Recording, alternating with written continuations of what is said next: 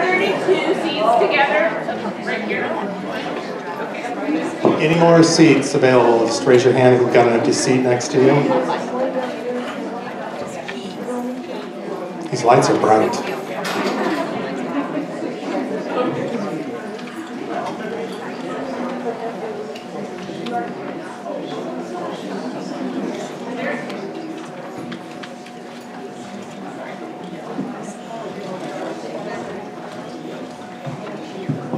Let's get started. Welcome. We're almost starting on time. It's hard to get everyone in. So thank you so much for coming. It looks like it's standing room only. So if you're just walking in, you may have to stand on the aisles there. It's worth standing for. So hi everyone, my name's Blaine Ross. I work here at the Beaverton Library, and I'm a member of the committee for Art of the Storytelling Festival. It's part of the Washington County Cooperative Library Services sort of things that we give to you. This is one we do every year. It's our 14th year doing it. And I'm just curious, I'm gonna have to shade my eyes for this, but how many people are new to the festival? Never been to an event before? Wow, so another probably 30% of the people have never been before. Has anyone ever been to a Story Slam before? Or who hasn't been to a Story Slam before? Okay, well, okay, so we got some newbies here. That's good. Great. So I'll explain things a little bit here. I want to go through a few things. First off, just a quick little mention. If you have a cell phone, just make sure it's on silent. And please no photography of the, no flash photography of the performers, so they don't get distracted. Let's see, so, I have to take a breath here. I've been running all day. So I have a question. How many people heard about this like on social media or something like that? Okay, just a few. Do most people hear about this through library, city newsletters, things like that, information? Okay, great. Okay, it's always good for us to know that, so we know where to focus our efforts. Let's see. So the festival is normally a week long. This year it's a little longer. The bulk of the festival actually starts next week on Saturday the 28th, I think is the first storytelling event. Is that right, Jody? Yeah. Yep. And it runs all that week. There's events all over the libraries. The finale's in Sherwood at the Performing Arts Center. It's on Saturday, May 5th, so suspend your Cinco de Mayo plans or have a few margaritas and come to the finale. It's a lot of fun. All the tellers will be there. It's about a 2-hour program. We have complimentary hors d'oeuvres.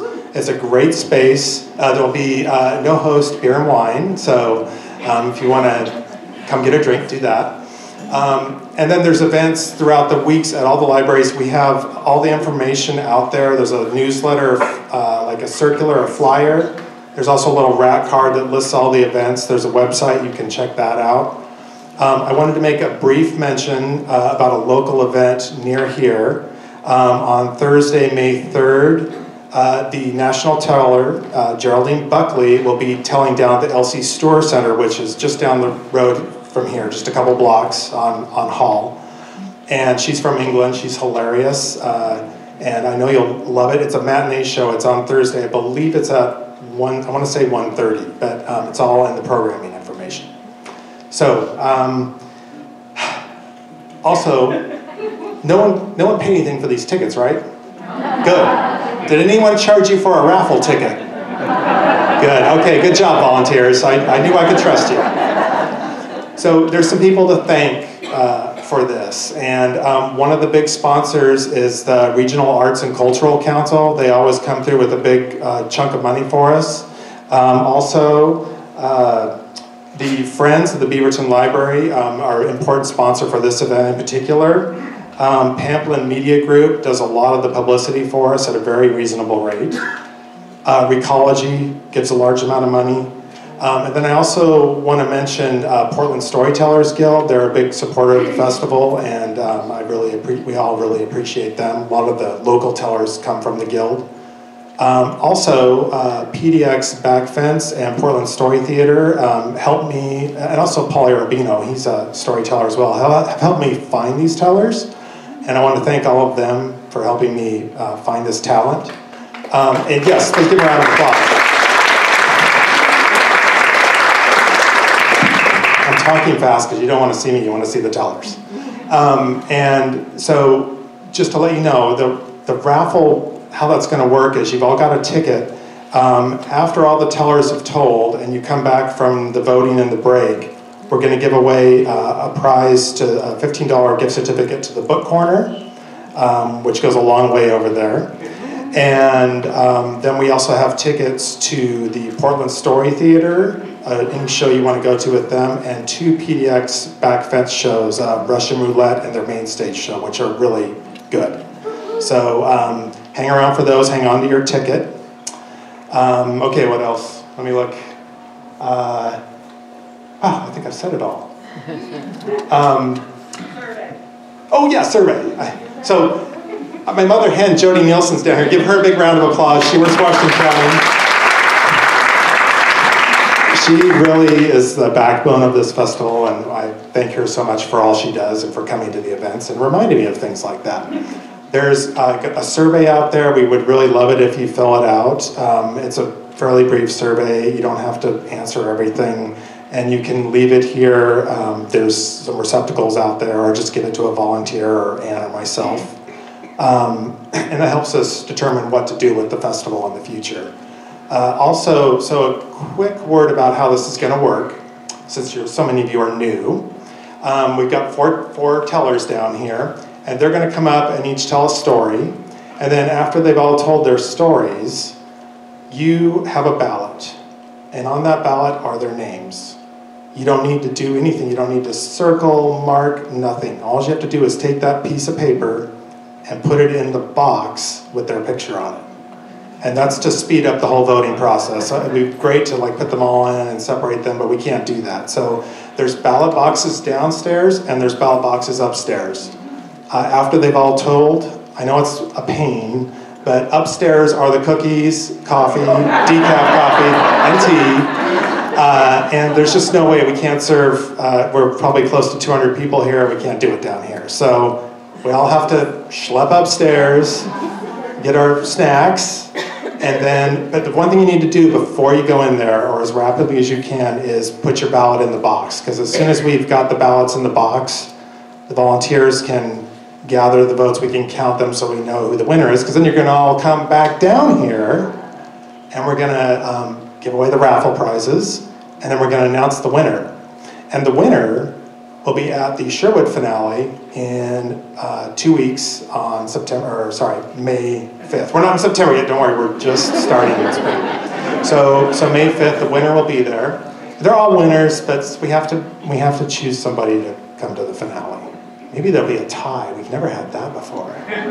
Cool. One other quick thing I want to tell you about. We did something a little different this year too. We had a Story Slam at the ACMA Academy of ACMA Arts and Communication Magnet Academy in Beaverton. It was for students, and we had 3 student tellers there, and they all did the same thing you're going to see tonight in front of a live student audience. And we had 3 judges there, all storytellers, and they picked a winner, which was very difficult. And she will also be at the finale. So we're going to have a student teller there, and they were all great. They're going to be great. So you can look forward to that. Now, I'm sure I've forgotten something. Okay, a couple quick things. I told you about the phones. There's bathrooms upstairs and downstairs. Oh, when you get your drinks and all that, you can bring them back downstairs when we come back downstairs. There's lids up there, just a covered lid would be great on and your cookies, whatever, that's fine. That's it, okay. I did it. Oh, no, I didn't quite do it. I didn't do it without my colleague and executive producer over there, Ann LaValle. Please give her a hand.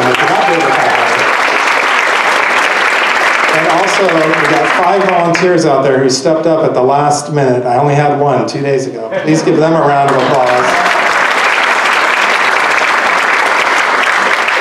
Okay. I'll try not to talk so much next time. So our first teller is Maggie Lott. She's a second grade teacher who schlepped all the way down here from Olympia. So she gets the prize for traveling the farthest, unless somebody came from farther than Olympia. She's participated in the South Sound Story Guild events, the Port Angeles Forest Storytelling Festival, and Olympia-based Story Oli. She's a displaced Southerner who can't help telling a story in answer to your question. She says she got this affliction from her dad, who always had to give a lot of background and detail, explain the answers to her questions when all she wanted was a yes or no.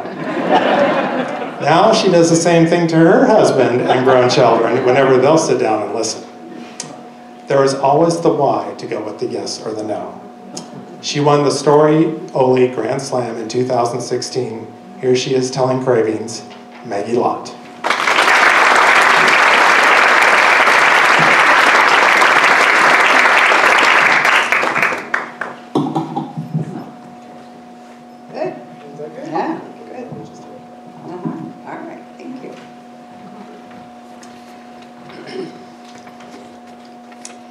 When I was a little girl, one of my favorite things to do was go to my Grandma Maggie's house in Selma, Alabama.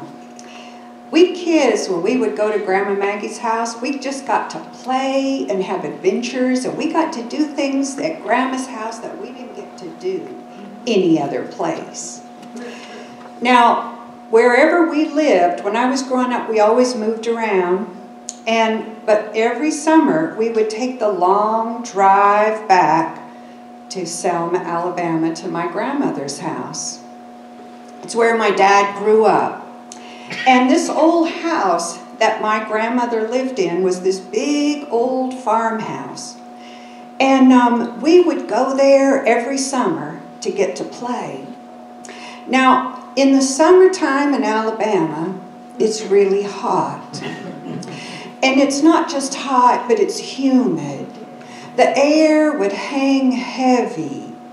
And it would just be like you were wrapped up in this hot, moist blanket. And so what you always tried to do was get relief from the heat. Now, my grandmother's house was this big old farmhouse. And inside the house, it was really hot because she didn't have air conditioning in that house. So most of the time we spent outside. And that was fine with us kids because we just run around barefoot all over. Grandma had lots of grounds. She had a big yard in the back, pecan trees all around, and a big garden patch in the back, and a chicken coop. And we could have all kinds of play running around back there.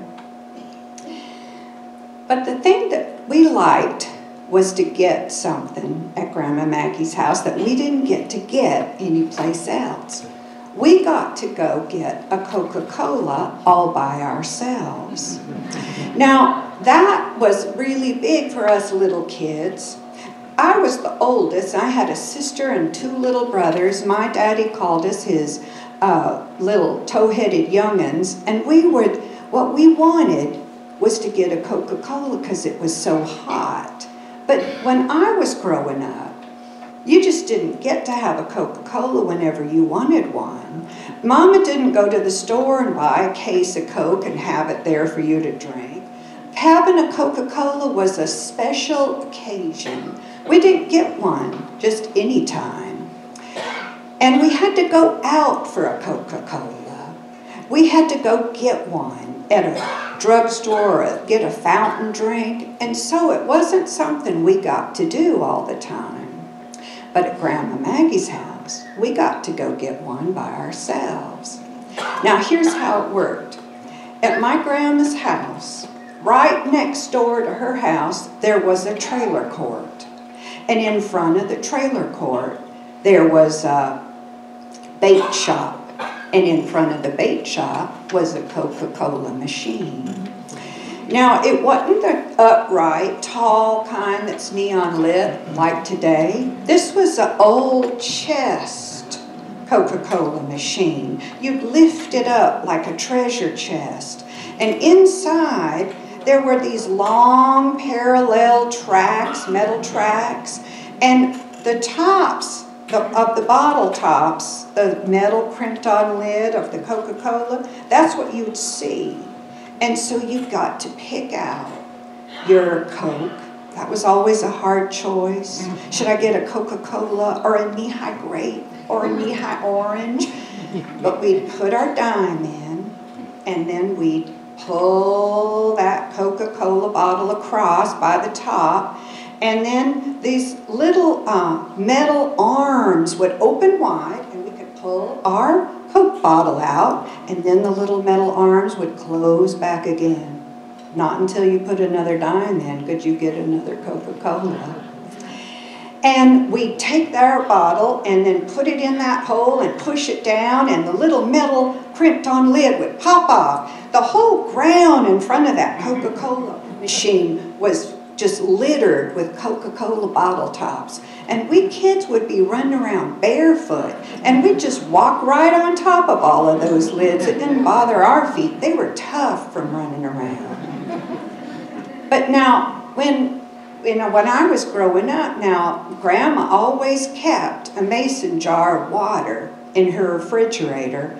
But we kids, we didn't want that water. It tasted metallic. It tasted like a refrigerator. And Grandma would always make iced tea, and I got to help her. She had a big crock. She'd pour boiling water in it. I'd get to drop the tea bags in there and stir it around, watch the water turn dark, and then cup after cup of sugar I got to pour in and stir it around and watch the sugar dissolve and smell that sweet tea smell.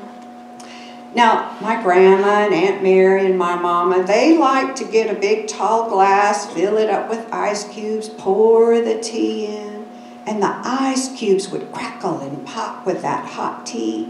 And they would drink that tea all afternoon, but we kids, we didn't want that. We wanted a Coca-Cola. But see, we were just little kids. We didn't have any money. So the way we'd get our dime is we'd have to beg Grandma for a dime. Please, Aunt Mary, can we have a dime? And that's how we'd have to get our money to go get the Coca-Cola.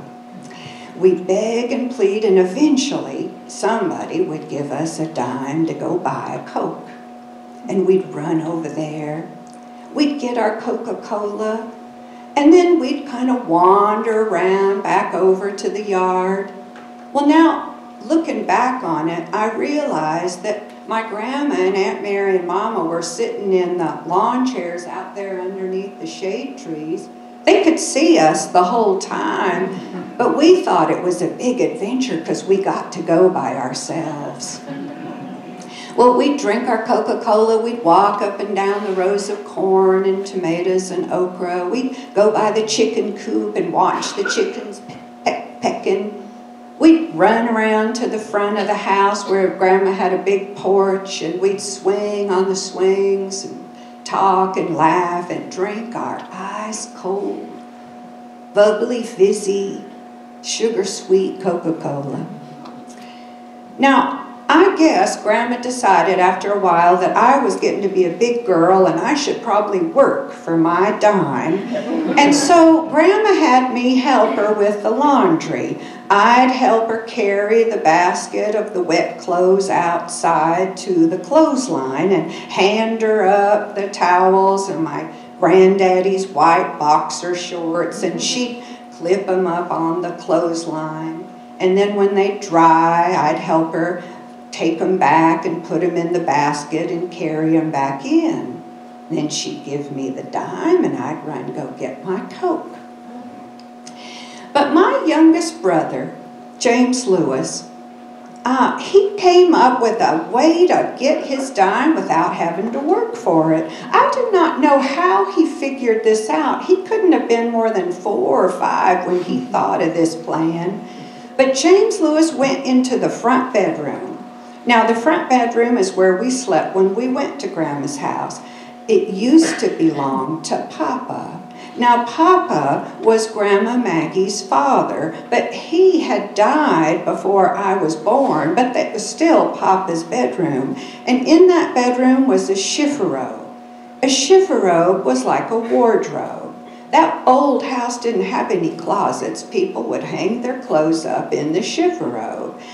And James Lewis would go in that chifforobe and take these old ties that had belonged to Papa, and he would offer them for sale for a nickel apiece to Granddaddy and Great Uncle Garner. Well, Uncle Garner and Grandy thought that was the cutest thing. They just were happy to pull out their coins and give him a nickel for those ties. And you know, now I think back on it, those ties were decades and decades and decades old. And those ties belonged to my Granddaddy and Great Uncle Garner's father-in-law. They must have just thought that was the funniest thing. But they would talk about how James Lewis was going to get to be a big salesman when he grew up. What a clever boy he was. And James Lewis would have his 2 nickels, and he could run over and get his Coca-Cola, and he didn't have to work at all. Now, the next summer, James Lewis would do the very same thing. He went and got the very same ties, because Grandma just put them right back in the chifforobe when he left. And then he'd pull those ties out, go offer them for sale. This time he went up to a dime a piece. And Granddaddy and Uncle Garner, they just laughed. They were just happy to give him their money because he was just such a clever little boy, gonna be a big salesman. Well, we kids, you know, we would do whatever we had to do to get that money, to go get that Coca-Cola. We would beg and we would plead. We would do chores and work hard. We would even swindle old men just so we could go get that money, to go get that bubbly, fizzy, sweet, sweet, ice cold, refreshing Coca-Cola.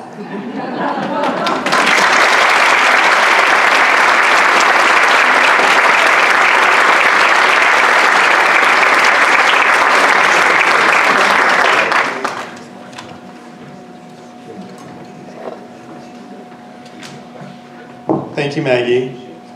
That was a great story. I'm sure that brought back a lot of memories for people. I remember my grandparents kept the pop, as we called it, out in like the milk shed, and there was a big concrete or galvanized tank with cold water in all the time where they probably kept the milk, and there was always pop in there. We just go out and get a root beer.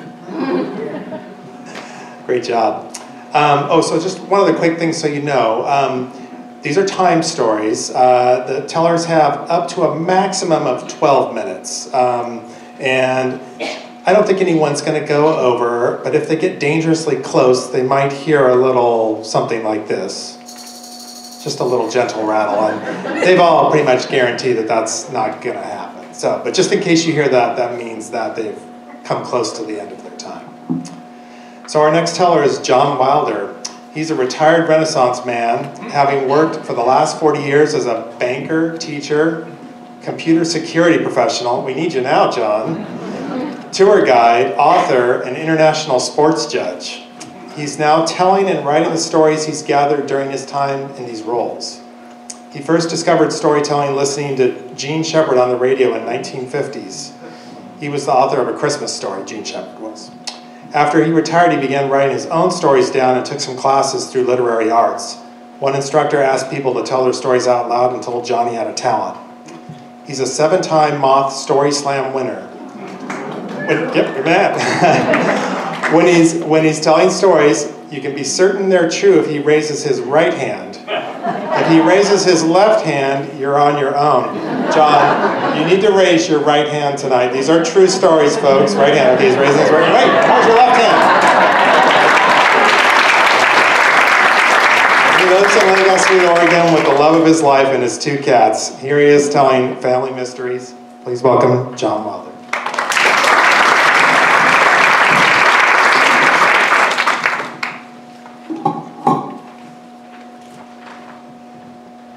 When I was growing up, I realized there were 2 mysteries about my family that I wanted to solve. The first mystery was, how did my father's parents come to lose their farm in the Great Depression?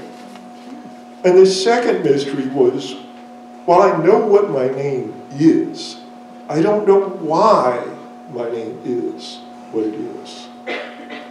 I was born in Brooklyn, New York. My parents, when I was 9, moved us out to Lexington, Massachusetts.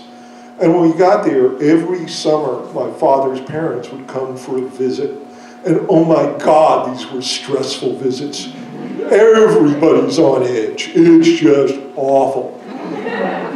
And the high point of the visit was a trip out to western Massachusetts to the Connecticut River Valley to the site of the farm they lost in the Great Depression.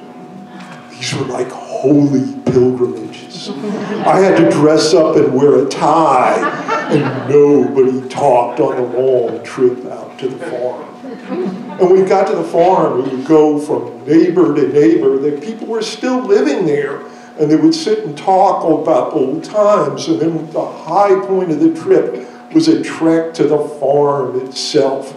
And this is like 20 acres of cleared land and a tobacco barn. And we'd go in the barn, and that's where they lived, in the front of the tobacco barn. Dirt floor, no running water, no electricity. And then there was this solemn drive home, like someone had died in the family. And I couldn't, as a kid, understand what the big deal was about living in a barn. How could you care so much? And nobody would tell me what happened. And so it took me years to pull this story out piece by piece of what happened to the farm. See, my father's parents came to America, emigrated in about 1913 from Ruthenia, a place that doesn't appear on any map anymore. It's in Eastern Europe. It's like Appalachia. Poor people, poor land. In the many wars that happened there, the winners get Poland or Hungary, and the losers get Ruthenia. And my grandfather got to Pennsylvania and dug coal till he met my grandmother, and they got married, and he got enough money to put a down payment on this farm. And he moved his starting family out to this farm. And he's a good farmer. He knew how to do that. He's peasant stock. And the family grew, and he started making some money. And then he came to this big decision. He could buy a mule, or he could buy a truck. Same price. He understood mules. Right then he was renting a mule, and he knew if he bought a mule, he didn't have to pay rent anymore. Good deal. He didn't know trucks. And his neighbors kept saying, buy a truck, it's the modern thing to do. And he said, nah, I'm a mule guy. So he buys a mule, and he has his best year ever. Crops came in, he proudly hitches up the mule to the wagon, takes him to the railhead. He gets a loan against the sale of the crop at the railhead. So he gets a little cash, but he gets an IOU, and off the crops go. And a couple weeks later, he goes down to the railhead, and all the crops came back. It's October 1929, and he didn't sell a thing. And he had a note due, and he couldn't pay the note. He didn't have any cash. But his neighbors had their trucks, and they loaded their goods up on the truck, and they drove all over New England, selling where they could, when they could. And my parents lost the farm and moved to Manhattan. And it was Manhattan that my father grew up, in a tenement, cold water flat, bathroom at the end of the hall. And when he turned 18, he gets invited to a party in Brooklyn, New York. And he puts a nickel in the turnstile, takes the subway out to Brooklyn, and meets a girl and falls in love. And before he could marry that girl, World War II intervened, and he went off and fought in Europe. And when he came home, he had two things he wanted to accomplish. Two promises he made. One, I'll never go back to Europe again as long as I live. And number two, he decides he wants to change his name, and that comes up later. So now this story comes full circle. He gets married, has kids, and here we are again. One of those kids is me.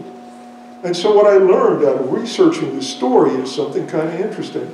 Because if you think about what I told you in this big purchase my grandfather made, he bought a truck instead of a mule. My father never goes to Brooklyn to that party and never meets that girl. Doesn't meet the girl, I don't get born. And so I owe my very existence in life to my grandfather buying a mule. But what's it